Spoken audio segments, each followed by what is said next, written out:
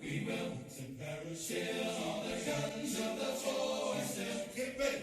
Airborne from skies of blue. Heading the blue. Make the ocean take your boats today. Let's go put on your boots. Your jumping boots, your And today on Have a Nice Day, we're starting a new series. It's called History on Your Hip. And we're on location in Post Falls, Idaho at the Buck Knives facility. And we're going to be learning some Buck Knives history. And we're going to take a factory tour. Now, mind you, this is a live running factory, so it's going to be loud. I tried my best with our microphones to get as much of it as possible, but it will be loud. So please bear with me, because you're going to see from parts to finished product, and then we're going to finally end up in their Buck factory store. And yes, I did buy things, and we're going to have more videos on that. So get ready for some history, and we'll find out what the buck is going on here. Thank you, and please stay tuned. So here we are with the Buck Knives tour. So if you ever wanted to see how it's made, well, ladies and gentlemen, you're in for a treat. Now go ahead and introduce yourself. So I'm Matt Stick, I'm the customer service manager. I run the store and warranty and customer service. All right, very good. Now, just to let everybody know, this is going to be loud. So the microphone, the sound quality is going to get interesting. So just be aware of that. And with that in mind, let's learn about these knives. All right, let's get out there.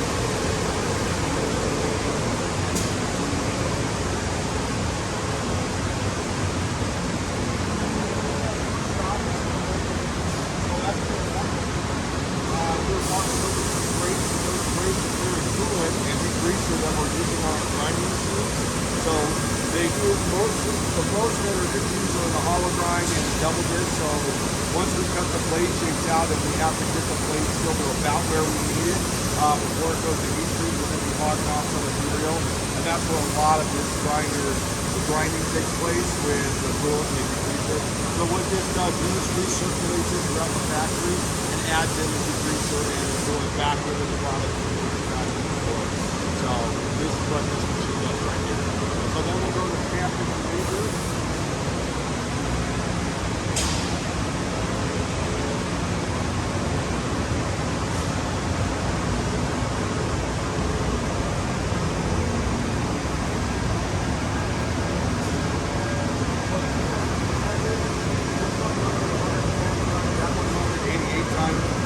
This is how we get our 420 steel. That first step in the process is to clamp it down to get rid of the bend and spoil. And then we actually have guys that'll stamp out the blades. This is going to be help for all of your bowling knives, 110s, 112, 722 Spitfire. If it's not 420, they get cut out in laser. Unfortunately, we can't go in laser with photography, but yeah.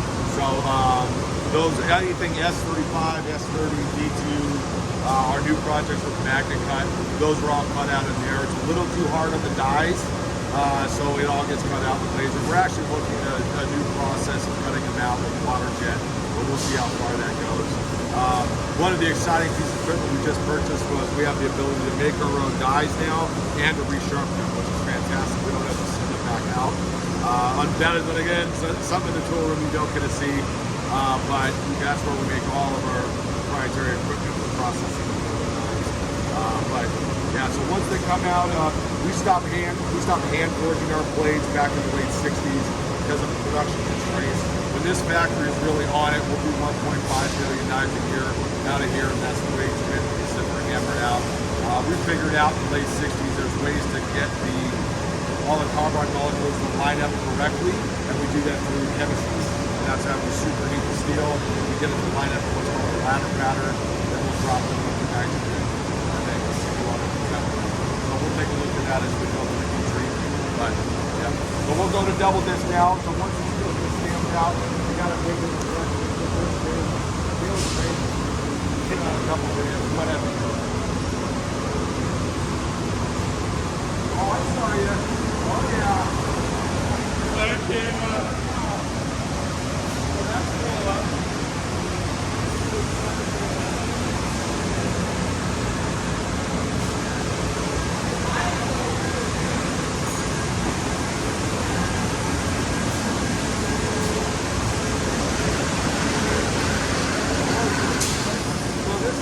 So what this is doing, this is for the alpha.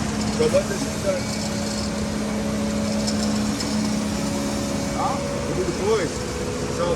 so what this is doing is it's just getting the thickness of the steel down. So these are all laser cut out, and then what he'll do, this is just two big grinding wheels, and then he will pull them out.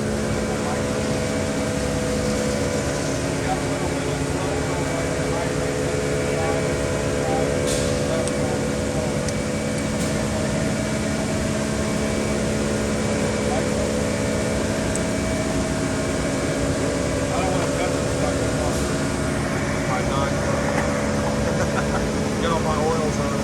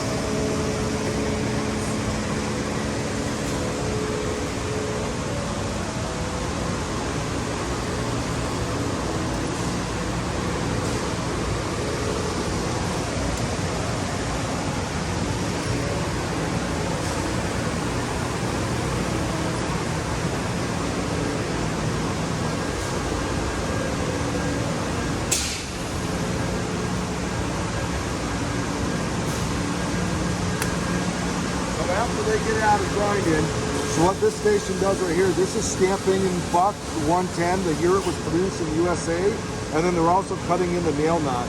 So we purchased these machines from the military. They were stamping rifles in World War I. We bought them, and they've been stamping buck knives ever since.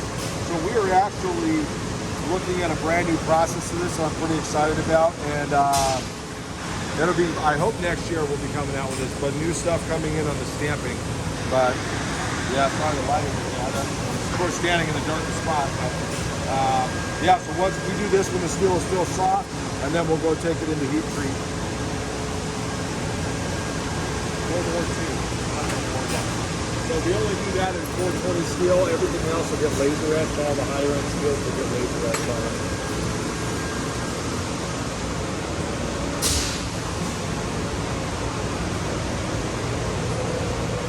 So the machines are actually from World War II, not World War I.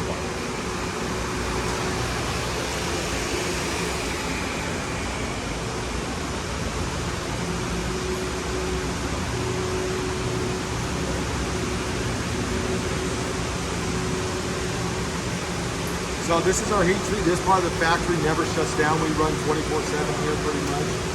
So it starts down there, and every steel is a little bit different as far as what temps we run them at and how long we're running them. But they'll go in through there. She's feeding them. They have a temper that goes right in the middle of it, and then they come back up to temp, and by the time they come out of here, they're maybe 500 degrees. We'll take them out of there, and we have about 15 minutes to drop them into liquid nitrogen. So once they come out of there, depending on the steel, they'll go through another 2 or 3 tempers before we get them down to where we want them. So earlier when I was talking about our stamping process, this is where we will do, this is how we get our steel structure nice and tight with chemistry. It's super heat metal, most of the new steels will fire up to get up above 2,000 degrees. So we'll run them up between there and 2,200, depending on the steel we're running. Down to liquid nitrogen, back in a temper, air dry, back in another temper, air dry again. And in between each one of those steps, we'll drop well test with the steels to make sure they're landing where we want them to. So once they come out of the liquid nitrogen, they're actually too hard, and we got to temper them down to where we want. Every steel is different, and we always try to find that sweet spot between how tough the steel is and edge retention. There's always a give and take. The harder you make it, the better the edge retention, but the toughness drops down pretty quickly. So we're always trying to find that sweet spot. It takes us generally a couple years of pilot runs and testing to actually release new steels. So that's why we're pretty excited about the backing. We did that a little bit quicker. That's because of Larry Thomas and the studies he'd already done before that. So yeah. And then as we go down here a little bit farther, it's really pretty cool when they come right out of the liquid nitrogen. They just turn white because of the moisture in the air. But these bottles will be sitting a little bit.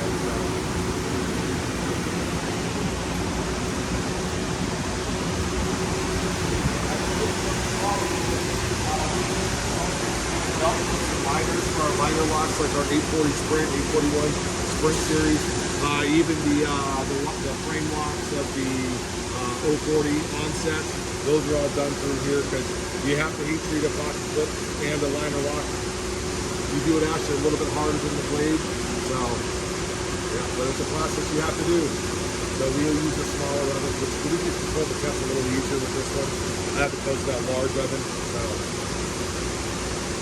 all right, good.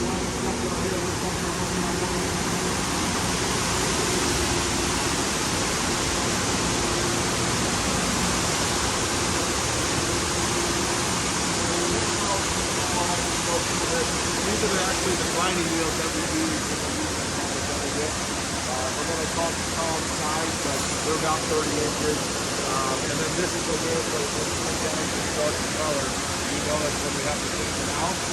These will generally last about 6 weeks for us before we have to change them out. This next spot is really loud, so we will walk past it a little bit, and I'll kind of talk to you a little bit about it.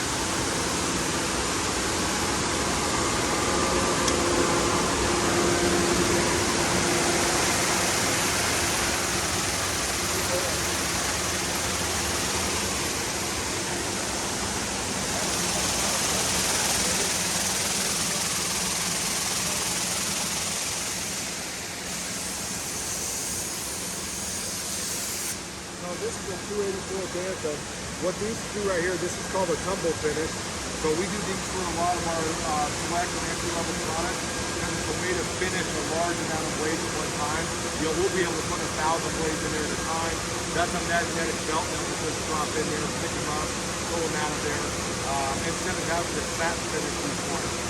It's a way to keep our costs down and make sure we get a good price for a good premium model. Oh yeah, don't get that one.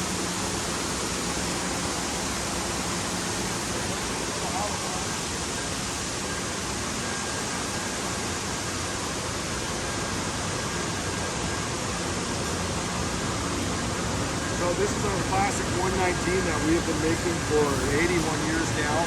So what these machines do behind us is they take it from the blank treated knife blank, and then they're cutting in this hollow grind so we can get a cutting edge on it. You can see that a 119 is a full tang knife. It always has been. We frequently get that question if they are. It is considered a hidden tang, so we can get the handle inside or on top of that. But we used to do these by hand. It took about a half an hour per side. Now with these machines, we will generally cut them. It takes about 20 seconds to 25 seconds per blade. But this is what's enabled us to produce, a million knives a year. Is through having this process. So all of these machines we built in-house.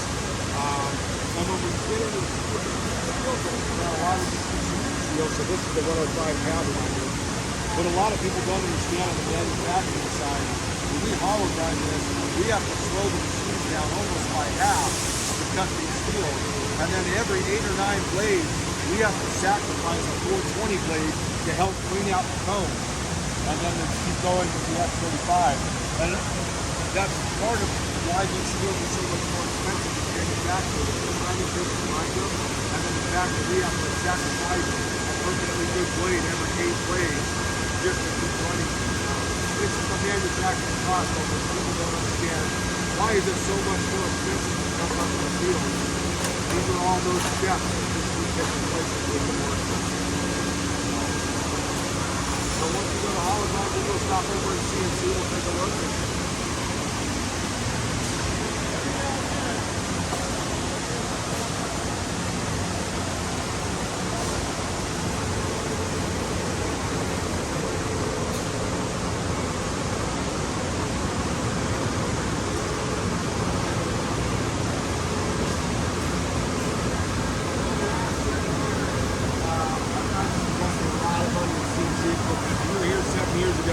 None of these existed, but that's what's enabled us to do more stuff in-house and to specifically create, like this year we have the LE with the titanium inlay, and that's what allows us to do that. We used to have to send them out of the house, but we wanted to bring as much as we could under this roof, and so we started with 4 and now we have 20, and we're just continuing to expand our CNC department, and then here, what they're doing right there, they're doing a flat grind on it. So after heat treated, after hollow grind, we're trying to make sure that that blade is as flat as possible. And so that's what this process is doing.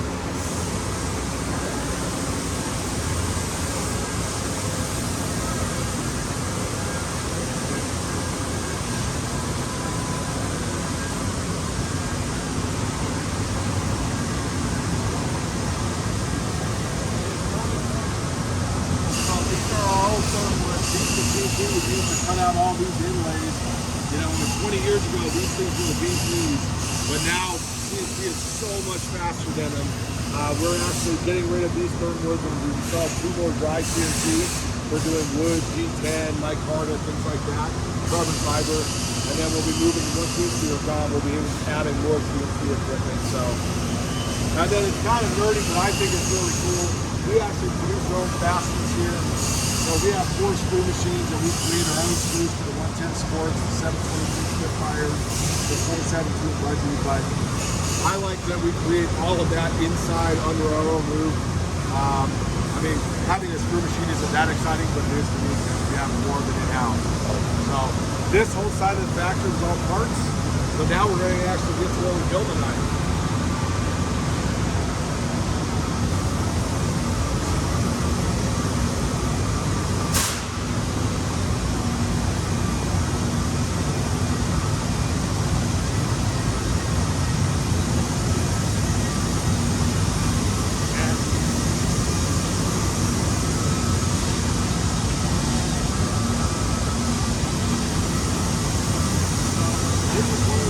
We're building the 119. You can see what he's doing right here is he's gluing up all the parts to it. Get the handle on there.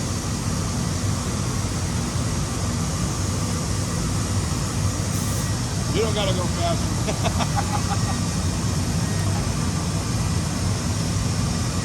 People will frequently ask us, oh, can't you just handle that knife? It's not that easy. And then once it's done, so what that's doing is that's running the stainless steel rod through the boot of the pommel, through the tang, and through the other side, and then compressing it. And so once it's polished, it's really hard to hit that as a blind drill and get that through there without hitting the tang. And so that's going through the oven, and then he's pulling it out right there.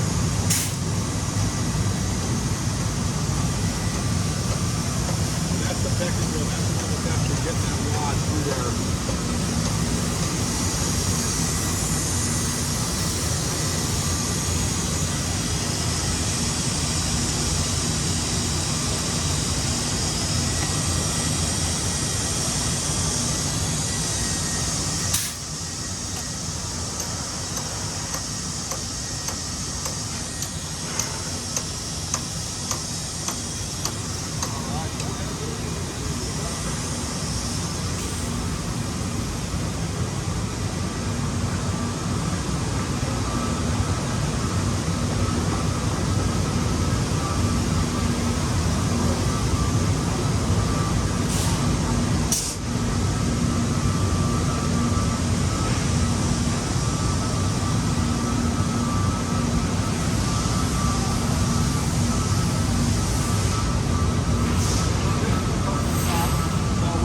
again on our website, you can go through and pick between 10 or 12 different models where we will customize a knife with blade steel, blade handle material, some of the fixings on there, you know, whether you want brass or aluminum or nickel silver. So that's all done through here. There are only 8 people that work in here. This is where, if you're on the floor, this is where you want to be, because they get to do all the really fun projects, all the new stuff. That's all run through here. So that's how we get our elk, but we get that from the Boy Scouts in Montana. They have a ranch they're allowed to go pick from. So we have to take it to there, break it down to small enough pieces that we can make a knife handle out of it. Because, you know, you don't grow elk, and you don't grow the elk horn in the shape you want them to. So, and then down here, I'll show you. All of the holes, lock up knives, steel them.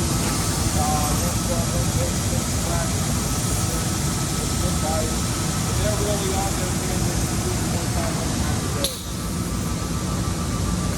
Yeah. You run the tight ship over there. You don't want to. Oh yeah, we just do that. So these are all the different options. The elks. This is always elk is one of our most popular options to use. This one right here. This is a solid copper 110 with carbon fiber inlays. There's mother of pearl on a Duke, 500 Duke. Yep. Yeah. And then one of my favorites, so you got it a little bit. So this is called chip flinting. And there's only 2 people in the factory that know how to do that. And then that's a water buffalo handle. Yeah. It's pretty slim. The elk rack.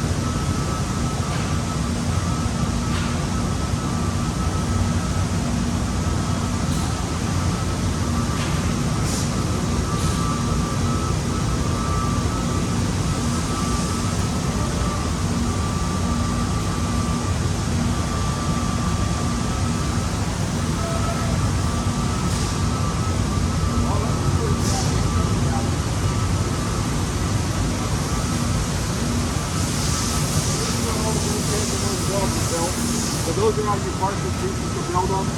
This is the flown out view of what the inside looks like.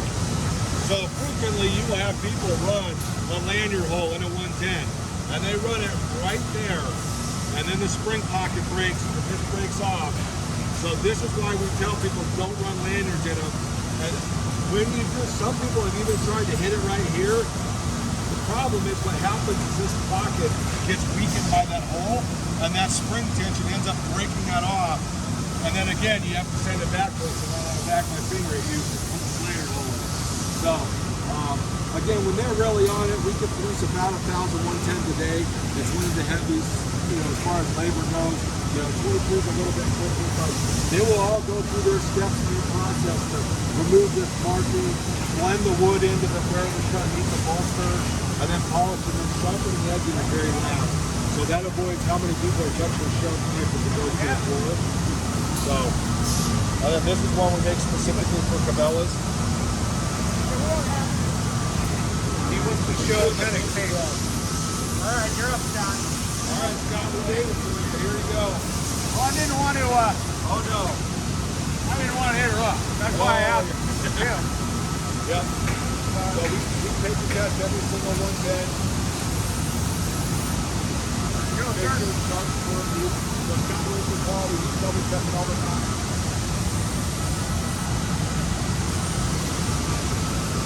And what I think is really interesting is right across from the one that's connected.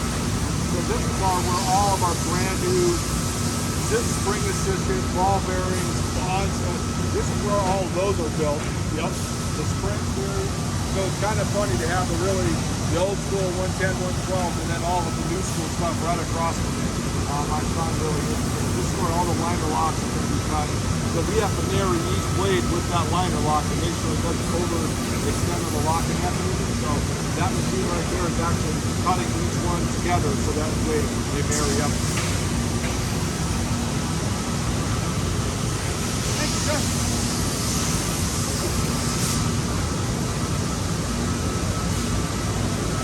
So this is our warranty department.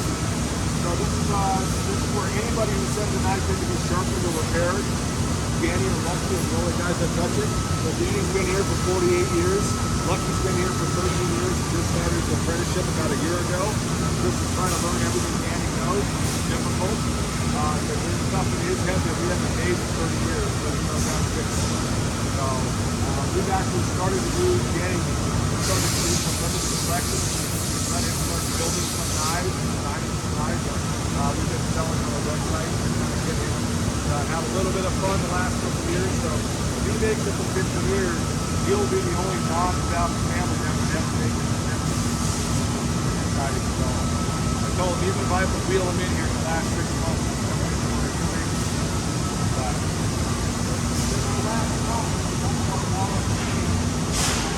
I frequently talk to customers on the phone and I say, if you send that to me, you're going on my wall.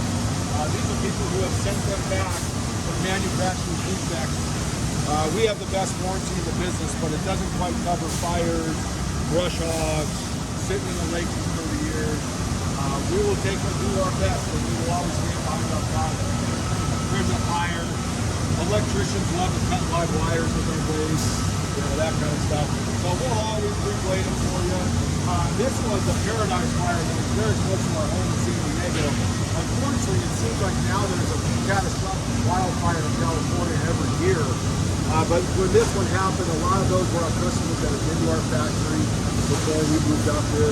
So we rebuilt as many as we could, and we would send them back what we could. A lot of them, the tempers were ruined by the fire, so we couldn't.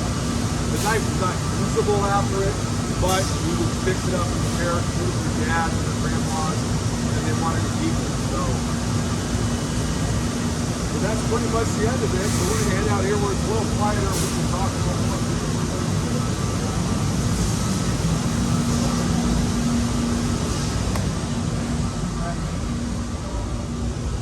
There we go. We'll go in the store and take all this off, and I'll try to quit yelling at you. It only takes me a little bit for my volume to come down. So needless to say, I did not have my microphone on during a good majority of this, just to try to give everyone the opportunity to hear what they can. Sure. We have here on Have a Knife Day, we do have some new wireless microphones, and you could tell it's right there. So thank you for bearing with us. But this series, History on Your Hip, there's so much more that goes into making this knife. When did Buck Knife start again? 1902 is when the company 1902. started, so. I went to a California school, so you guys on the internet, on the channel, you do the math. That's a long time. That is tradition. and there she is. We've been waiting for you. Congratulations, you win. You win. Yeah. I don't know what you won, but you win more work. Get back to work. Great job. This is to give you a great appreciation. When you're cruising through a website, I want you guys to have a better appreciation about all the effort and the artisanship. Don't let the CNC machines fool you. There are artisans through that entire process we just walked through the deburring process and all this. What we learned on the museum side is, my day job is working on machinery. And if you do it long enough, you can tell things by smell, by sound, Yeah. by sight, and that only comes through doing the actual thing. And I really want you guys to appreciate the effort it takes to put that knife on your belt, to put it in your pocket. And now let's go ahead and check out the store. All right. And I was on that note. I mean, when I give tours frequently, and one of the comments we hear the most of is they don't understand that 60% of the factory is parts. To get to assembly, you got to build all those parts just to get there, and they're always surprised at how much of that is doing the parts, and then how little of it is actually the assembly of the knife part. And what people don't realize, I'm a vet. The military runs on logistics just as much as Buck Knives run on logistics. There's a lot of effort behind the scenes that no one ever gets to see to get that knife into your pocket. So hopefully everyone will come into a greater appreciation of the history and logistics involved in making these knives. Absolutely. Now, of course, I've gone through here already and I've picked out a couple of things. And maybe I can get you to show them. And of course, later on, I will be doing individual standalone videos of those knives for you. And I'm going to hand off my glasses. We'll unload all our gear.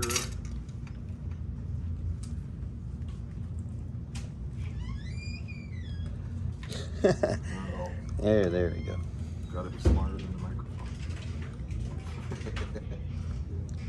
And there's that and that. And there you go. Sorry about that. We had some technical difficulties.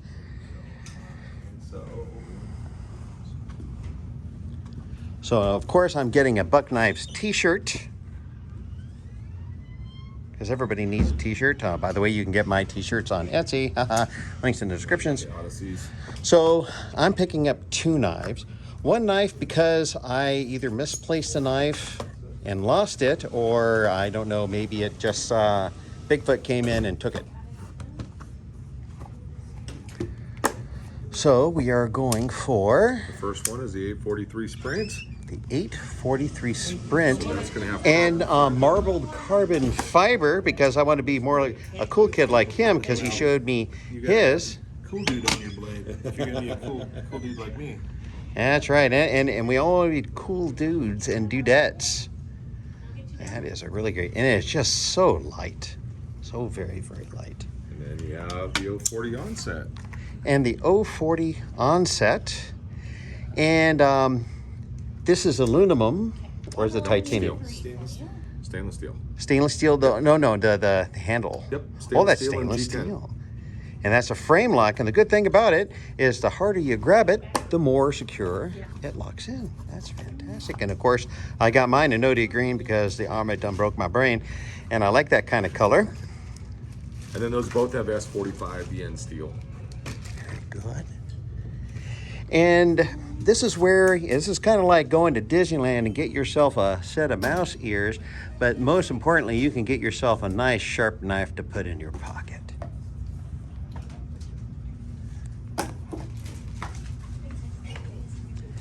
So if you're ever in the Post Falls, Idaho area, you can come in and take the tour just like I did. Look at the factory blemish.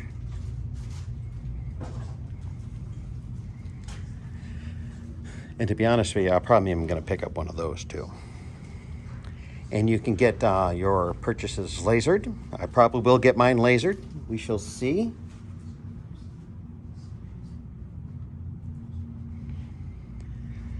And then back, oh wait. There you go. There is the Kalinga. The folding hunter. Oh, look at that beautiful handle. And then back over here. So we want to thank everyone here for bringing us through and learning about a little bit of the history on your hip and finding out what the buck is going on in Buck Knives. And with that being said, thank you so much, and as always, have a knife day.